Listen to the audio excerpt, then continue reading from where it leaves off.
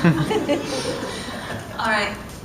Good evening, faculty, staff, friends, family, and most importantly, a very sincere good evening and congratulations to you graduates.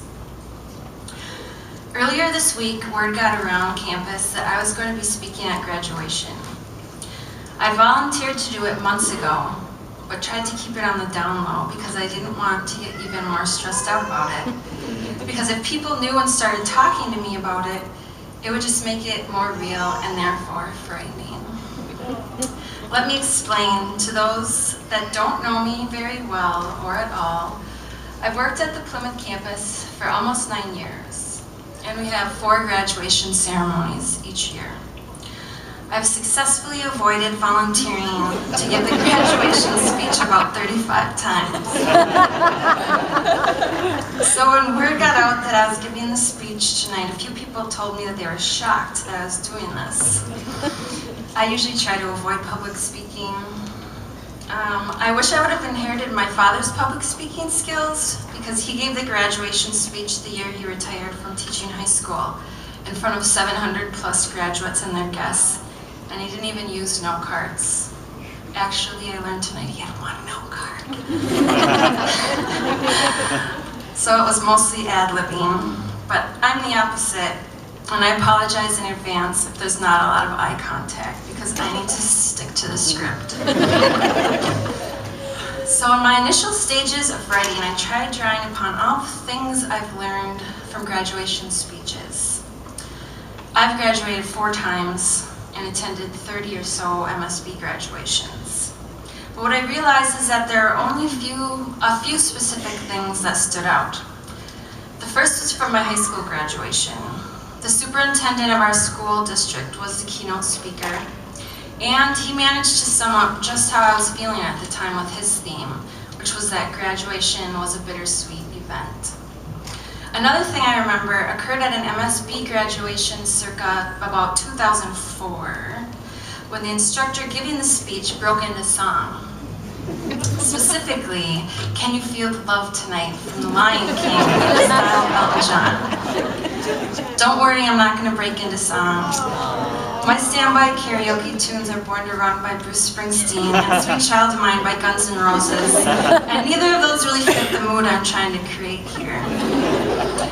Lastly, the other thing I remember isn't necessarily a specific theme, story, or performance. I guess the best way to describe it would be to call it a feeling. And that feeling is an overwhelming sense of happiness and joy when I hear our graduates give their speeches. Listening to their words is my favorite part of this job.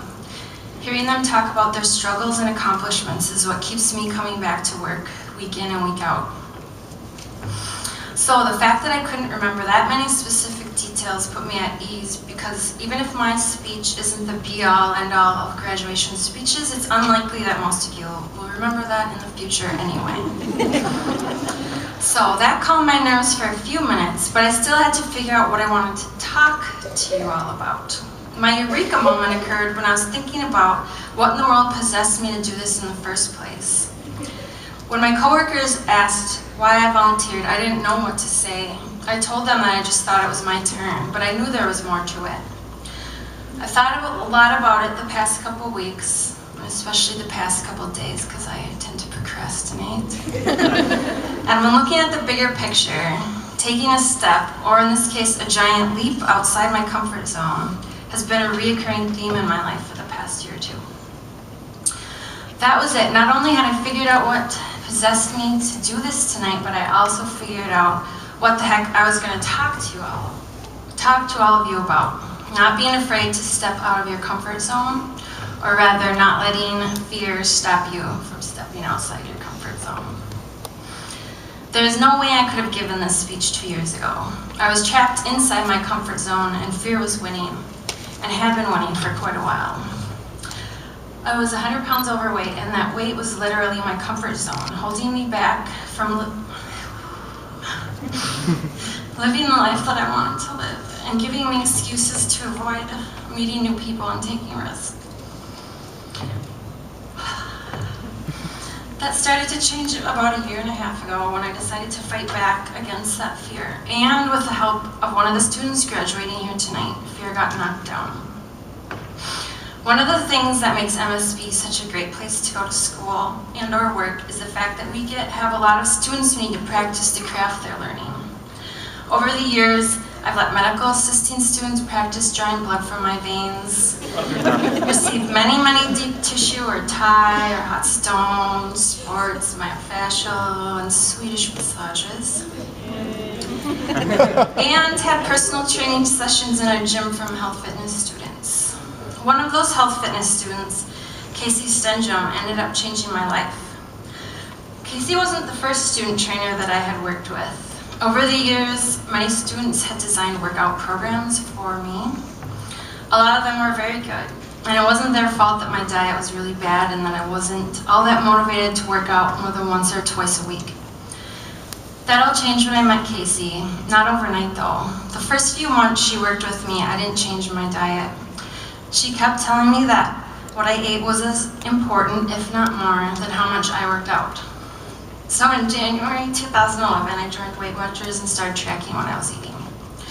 At the same time, Casey was meeting me at the school gym at 7:15 a.m. 2 mornings a week. This was amazing to me, and I was so grateful because when I was her age and in college, there was no way I would be getting out of bed that early in the morning.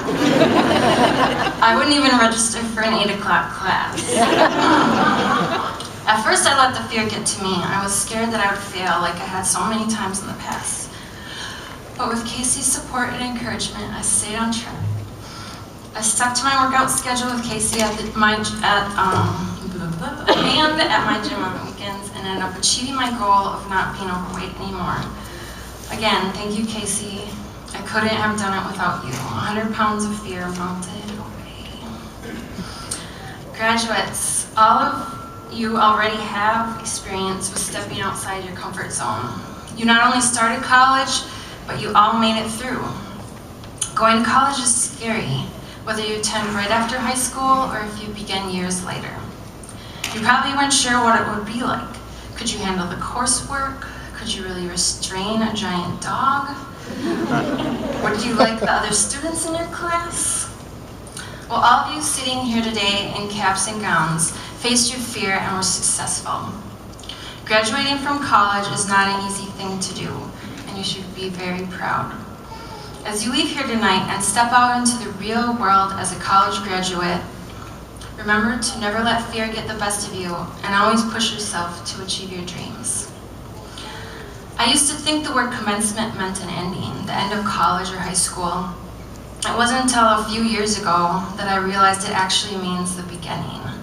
So remember, graduates, today is the beginning of a new journey for you. Don't be afraid to continue to step outside of your comfort zone, apply for that new job, study for that certification exam, or move to Hawaii and start your massage therapy practice. Oh, I almost forgot. There is something else I remember about all the graduation speeches I've heard before. Most of them contain a really inspiring quote. So I'll leave you with this one from Eleanor Roosevelt.